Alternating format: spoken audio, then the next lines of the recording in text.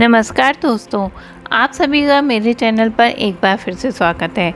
आज मैं आपके समक्ष प्रस्तुत करूंगी श्री दुर्गा सप्तशती का 11वां अध्याय। महर्षि मेधा कहते हैं, दैत्य के मारे जाने पर इंद्रादि देवता अग्नि को आगे करके कात्यायनी देवी की स्तुति करने लगे। उस समय अभीष्ट की प्राप्ति के कारण उनके मुख खुले हुए थे। देवताओं ने कहा, हे शरणागतों के दुख दूर करने वाली देवी, तुम प्रसन्न हो जाओ। हे संपूर्ण जगत की माता, तुम प्रसन्न हो जाओ। विंध्येश्वरी, तुम विश्व की रक्षा करो, क्योंकि तुम इस चर और अचर की ईश्वरी हो। हे देवी, संपूर्ण जगत की आधार रूप हो, क्योंकि तुम पृथ्वी रूप में भी स्थित हो और अत्यंत पराक्रमशाली देवी हो। तुम विष्णु जी की शक्ति हो और विश्व की बीच परम माया हो, और तुमने ही इस संपूर्ण जगत को मोहित करके रखा है। तुम्हारे प्रसन्न होने पर ही ये पृथ्वी को मोक्ष प्राप्त होगा। हे देवी, संपूर्ण विद्याएं तुम्हारे ही भिन्न भिन्न स्वरूप हैं। इस जगत में जितनी भी स्त्रियां हैं वह सब तुम्हारी ही मूर्तियां हैं। एकमात्र तुमने ही इस जगत को व्याप्त कर रखा है। तुम्हारी स्तुति किस प्रकार से हो सकती है, क्योंकि तुम परम बुद्धि रूप हो और संपूर्ण प्राणी रूप स्वर्ग और मुक्ति देने वाली हो। अतः इसी रूप में तुम्हारी स्तुति की गई है। तुम्हारी स्तुति के लिए इससे बढ़कर और क्या युक्तियाँ हो सकती हैं। संपूर्ण जनों के हृदय में बुद्धि रूप होकर निवास करने वाली, स्वर्ग तथा मोक्ष प्रदान करने वाली, हे नारायणी देवी, तुमको नमस्कार है। काल काष्ठा आदि रूप से अवस्थाओं को परिवर्तन की ओर ले जाने वाली तथा प्राणियों का अंत करने वाली नारायणी, तुमको नमस्कार है।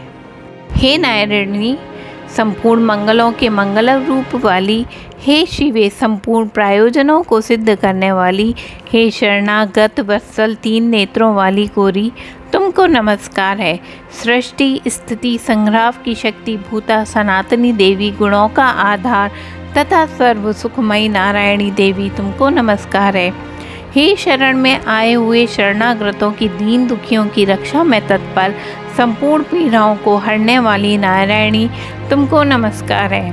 हे नारायणी, तुम ब्राह्मणी का रूप धारण करके हंसों से जुते हुए विमान पर बैठती हो तथा कुश से अभिमंत्रित जल छिड़कती रहती हो, तुम्हें नमस्कार है। महेश्वरी रूप से त्रिशूल, चंद्रमा और सर्पों को धारण करने वाली, महावृषभ वाहन वाली नारायणी, तुम्हें नमस्कार है। मोरों तथा मुकुटों से घिरी रहने वाली महाशक्ति को धारण करने वाली, हे कौमारी रूप धारणी निष्पाप नारायणी, तुम्हें नमस्कार है। हे शंख चक्र गद फर श्रांग धनुष रूप आयुधों को धारण करने वाली वैष्णवी शक्ति रूपा नारायणी, तुम हम पर प्रसन्न हो जाओ, तुम्हें नमस्कार है। हे दांतों पर पृथ्वी धारण करने वाली वरा रूपिणी कल्याणमयी नारायणी, तुम्हें नमस्कार है। हे उग्र नरसिंह रूप से दैत्यों को मारने वाली, त्रिभुवन की रक्षा में संलग्न रहने वाली नारायणी, तुम्हें नमस्कार है। हे मस्तक पर किरीट, हाथ में महावज्र धारण करने वाली, सहस्त्र नेत्रों के कारण उज्ज्वल वस्त्रासुर के प्राण हरने वाली ऐन्द्री शक्ति नारायणी, तुम्हें नमस्कार है। हे शिवदूती स्वरूप, दैत्यों के महामद को नष्ट करने वाली, हे घोर रूप वाली, हे महाशब्द वाली, हे नारायणी, तुम्हें नमस्कार है। दाढ़ों के कारण विकराल रूप वाली, मुंडमाला से विभूषित मुंडमार्दिनी चामुंडा रूप नारायणी, तुम्हें नमस्कार है। हे लक्ष्मी, हे लक्षा, हे महाविद्या, हे श्रद्धा, हे पुष्टि, हे स्वदा, हे ध्रुवा, हे महारात्रि, हे महाविद्या रूपा नारायणी, तुमको नमस्कार है। हे मेधा, हे सरस्वती, हे सर्वोत्कृष्ट, हे ऐश्वर्य रूपिणी, हे पार्वती, हे महाकाली, हे निहंता, हे ईश्वर रूपिणी नारायणी, तुम्हें नमस्कार है। हे सर्वस्वरूप महेश्वरी, सर्वशक्ति युक्त देवी, हमारी भय से रक्षा करो, तुम्हें नमस्कार है। हे कात्यायनी, तीन नेत्रों से भूषित तेरा सौम्य मुख सब तरह के डरों से हमारी रक्षा करे, तुम्हें नमस्कार है। हे भद्रकाली, ज्वालाओं के समान भयंकर, अति उग्र एवं संपूर्ण असुरों को नष्ट करने वाला तुम्हारा त्रिशूल हमें भयों से बचाता है। तुम्हें नमस्कार है हे देवी, जो अपने शब्द से इस जगत को पूरित कर दैत्यों के तेज को नष्ट करता है। वह आपका घंटा इस प्रकार हमारी रक्षा करे जैसे कि माता अपने पुत्रों की रक्षा करती है। हे चंडिके, असुरों के रक्त और चर्बी से चर्चित जो आपकी तलवार है वह हमारा मंगल करे। हम तुमको नमस्कार करते हैं। हे देवी, जब आप प्रसन्न होती हो तो संपूर्ण रोगों को नष्ट कर देती हो। जब आप रुष्ट होती हो तो संपूर्ण वांछित कामनाओं को नष्ट कर देती हो। जो मनुष्य तुम्हारी शरण में आ जाते हैं उन पर कभी विपत्ति नहीं आती, बल्कि तुम्हारा शरण में गए हुए मनुष्य दूसरों को आश्रय देने योग्य हो जाते हैं। अनेक रूपों से बहुत प्रकार की मूर्तियों को धारण कर के इन धर्मद्रोही असुरों का तुमने संहार किया है। वह तुम्हारे सिवा और कौन कर सकता है। चतुर्दश विद्याएं, षष्ठ शास्त्र और चारों वेद तुम्हारे ही प्रकाश से समर्पित हैं, प्रकाशित हैं। उनमें तुम्हारा ही वर्णन है।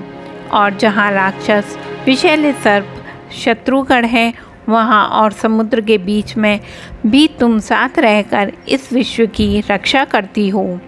हे विश्वेश्वरी, तुम विश्व का पालन करने वाली विश्व रूपा हो, इसीलिए संपूर्ण जगत को धारण करती हो। इसीलिए ब्रह्मा, विष्णु, महेश की भी वंदनीय हो। और जो भक्ति पूर्वक तुमको नमस्कार करते हैं वह विश्व को आश्रय देने वाले बन जाते हैं। हे देवी, तुम प्रसन्न हो जाओ। असुरों को मारकर जिस प्रकार हमारी रक्षा की है ऐसे ही हमारे शत्रुओं से सदा हमारी रक्षा करती रहो। संपूर्ण जगत के पाप नष्ट कर दो। पापों तथा उनके फलस्वरूप होने वाली महामारी आदि बड़े बड़े उपद्रवों को शीघ्र ही दूर कर दो। विश्व की पीड़ा को हरने वाली शरण में पड़े हुओं पर प्रसन्न हो जाओ। त्रिलोक निवासिनियों की पूजनीय परमेश्वरी, हम लोगों को वरदान दो। देवी ने कहा, हे देवताओं, मैं तुमको वर देने के लिए तैयार हूँ। आप जैसी इच्छा हो वैसा वर मांग लो, मैं तुमको दूंगी।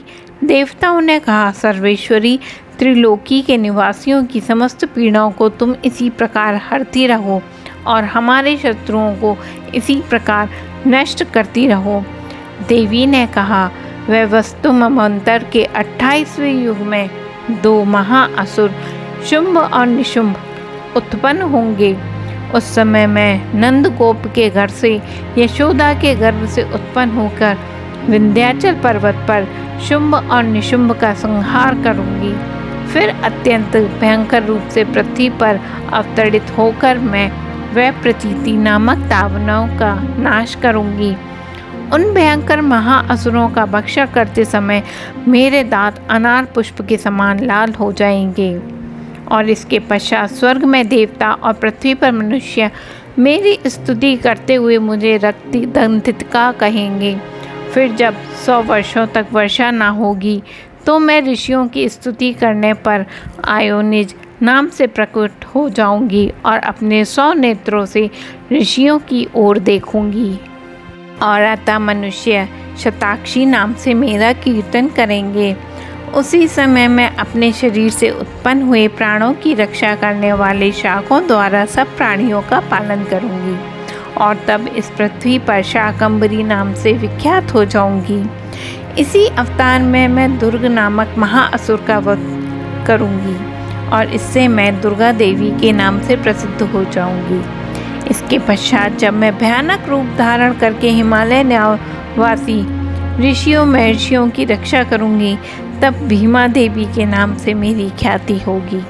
और जब फिर अरुण नामक असुर तीनों लोगों को पीड़ित करेगा, तब मैं असंख्य भ्रमरों का रूप धारण कर उस महादैत्य का वध करूंगी। तब स्वर्ग में देवता और मृत्युलोक में मनुष्य मेरी स्तुति करते हुए मुझे भ्रामरी नाम से पुकारेंगे। और इस प्रकार जब जब पृथ्वी राक्षसों से पीड़ित होगी, तब तब मैं अवतरित होकर शत्रुओं का नाश करती रहूँगी। और इस तरह से श्री दुर्गा सप्तशती का 11वां अध्याय यहाँ पर समाप्त होता है। आप सभी का दिन मंगलमय और शुभ हो। माँ दुर्गा की कृपा आप पर बनी रहे।